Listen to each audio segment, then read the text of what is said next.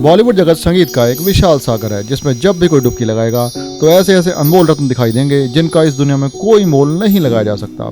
एक ऐसी आवाज़ जिसको सुनकर लगता था कि जैसे कोई साधु किसी मंदिर में गा रहा हो, शोरगुल से हटकर आत्मा को सुकून देने वाली इतनी मधुर आवाज़ जिसका कोई विकल्प नहीं है। रविंद्र संगीत को भी इन्होंने बॉलीवुड में एक अलग पहचान दी। हिंदी और बंगाली फिल्म संगीत को अपनी अनमोल प्रतिभा से इतना सजाया संवारा कि जिसकी गूंज आज भी सुनाई पड़ती है।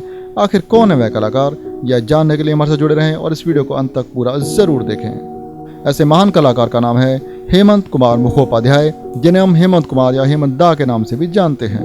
हेमंत कुमार का जन्म 16 जून 1920 को वाराणसी की बनारस रियासत में हुआ। इनका परिवार पश्चिम बंगाल के बहारू गांव से संबंध रखता था। जन्म के कुछ समय बाद ही इनका परिवार कोलकाता में आकर बस गया। हेमंत दा ने अपनी स्कूली और कॉलेज की शिक्षा कोलकाता में ही पूरी की। यह आरंभ से ही मल्टीवर्सेटाइल पर्सनैलिटी के थे, यानी कि इन्हें लिखने और गाने के साथ साथ अभिनय का भी बहुत शौक था। इन्होंने अपनी इस बहुमुखी प्रतिभा से बॉलीवुड जगत में अपनी एक अलग पहचान बनाई और आगे चलकर एक गायक, संगीत निर्देशक और एक फिल्म निर्माता के नाम से प्रसिद्ध हुए। अपना दिल तो आवारा न जाने।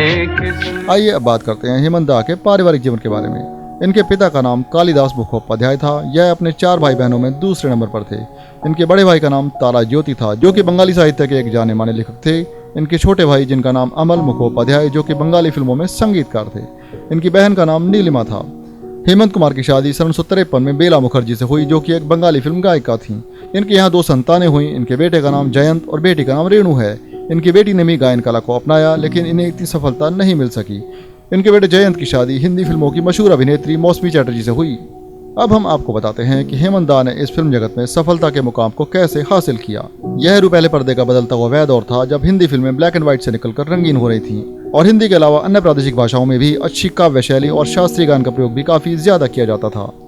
एक तरफ जहां नए संगीतकार पश्चिमी संगीत से प्रभावित होकर नए संगीत की रचना कर रहे थे, वहीं पर कुछ ऐसे निर्माता भी थे जो कि शोर शराबे और कर्कश संगीत से हटकर कानों को सुकून देने वाला मधुर संगीत फिल्मों के लिए बना रहे थे। न तुम हमें जानो न हम तुम्हें जानो। ऐसे ही समय में हेमंत कुमार का आगमन इस फिल्मी दुनिया में हुआ। इनके जीवन में कला का आगमन तो बचपन से ही हो चुका था, क्योंकि इनके पिता कालिदास जी, जो बंगाली के एक अच्छे लेखक थे, और दोनों भाई भी संगीत जगत से जुड़े हुए थे।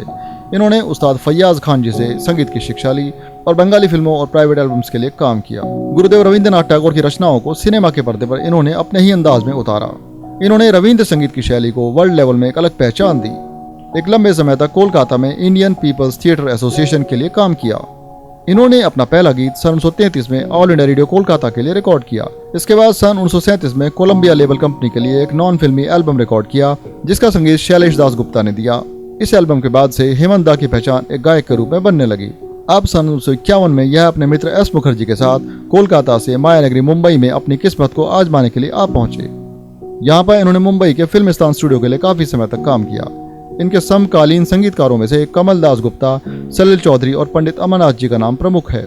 वहाँ इन्होंने सन 1952 में फिल्म आनंद मठ के लिए संगीत और गायन किया। यह फिल्म बंगाली उपन्यासकार बंकिम चंद्र चट्टोपाध्याय के उपन्यास पर आधारित थी। इस फिल्म का संगीत काफी पसंद किया गया। इस फिल्म का गीत वंदे मातरम, जो कि इन्होंने लता जी के साथ गाया था, यह गीत इनके जीवन की अमूल्य रचना कहा जा सकता है।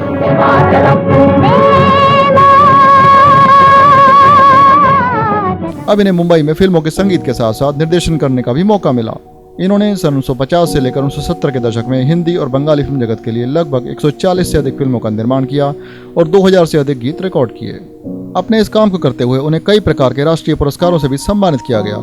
यदि हम उनके द्वारा प्राप्त किए गए अवार्ड्स के बारे में बात करने लगे तो यह एपिसोड ही छोटा पड़ जाएगा, क्योंकि इनके पुरस्कारों की फहरिस्त बहुत लंबी है। इन्हें सन 1956 में फिल्म नागिन के लिए बेस्ट म्यूजिक डायरेक्टर का अवार्ड दिया गया और सन 1989 में माइकल मधुसूदन अवार्ड से भी सम्मानित किया गया।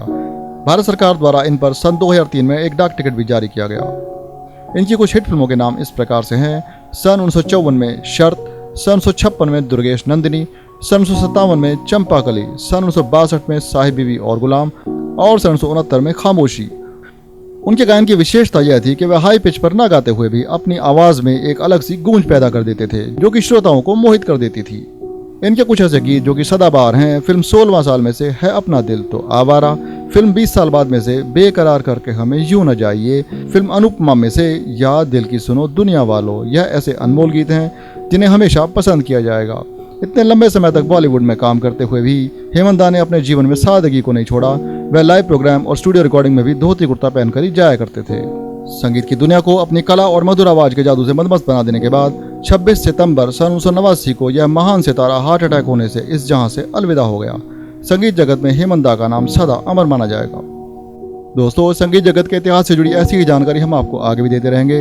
अगर आपको हमारा वीडियो पसंद आया तो लाइक, कमेंट, शेयर करना न भूलें और हमारे चैनल को सब्सक्राइब जरूर करें। इसी तरह से हमारे साथ जुड़े रहने के लिए धन्यवाद।